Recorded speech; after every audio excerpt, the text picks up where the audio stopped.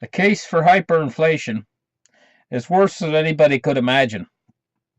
Yellen come on today, and she was talking about how things are picking up, and things are ever since the change in the direction of the flow of money that I was talking about in my very last report. Things are picking up since July. July was when the change in the bond market started, and interest rates started to pick up. The Fed's going to have to move. The Fed's been sitting there and they've been stalling on raising interest rates. They're going to have to move. Now, you want to know, you say, how far can they go with this before they can't service the debt? They do have a little bit of room from where they are right now. They're about, what, 0.5%? And they're going to move 25 basis points to a time, roughly. So the next raise will bring them up to 0.75%. I believe that they can move as much as 2% and still service the debt. But they're going to have to move. They're forced to move. Not because they want to move, it's because they have to move. Because it's just going to be an action that's related to the bond market's going to be moving. The bond market's moving and there's no stopping it now. And the thing is as that picks up, the velocity of money is going to start to pick up. And when the velocity of money starts to pick up, interest rates start to pick up, then all of a sudden the doldrums that the banks have been in, and this is the doldrum that's almost killed some of the European banks. It's almost killed them. They can't make any interest. The interest rates are zero. I mean, the banks aren't going to make anything lending money out. And how do banks make money? Banks make money by making loans. And loans is the core of the fractional reserve banking system. So now when this whole thing starts to move, see, and that's what it's getting ready to start doing. And actually, it turned the corner back in July.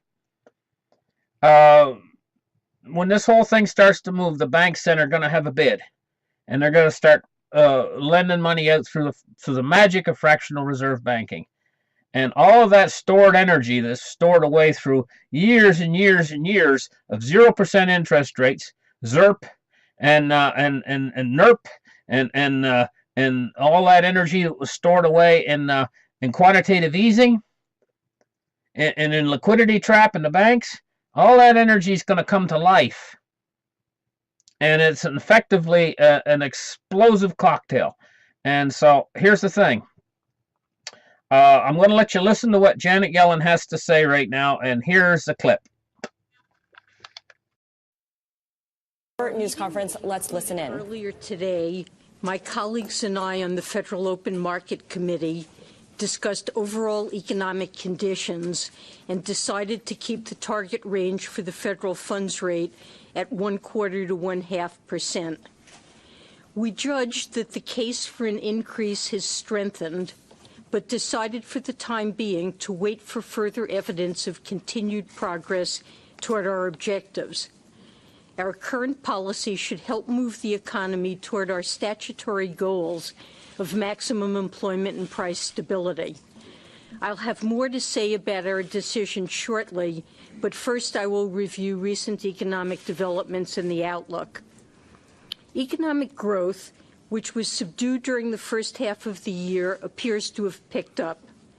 Household spending continues to be the key source of that growth.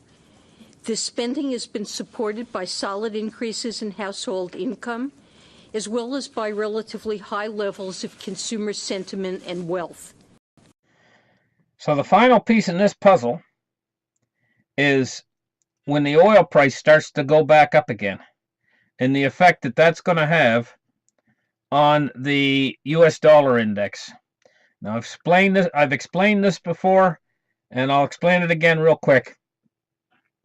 When the oil price starts to go back up, the dollar index is going to start to fall.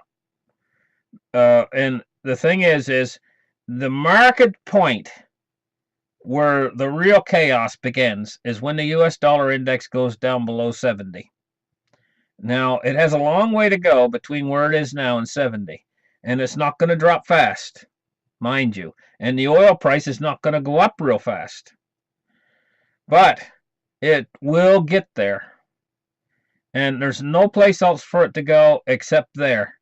It's slowly going to go down to 70, and the oil price is going to slowly climb back up toward 100 and greater. There's no place else for this to go. This is a dead end. It's like when a guy's driving down the end of a dead end street.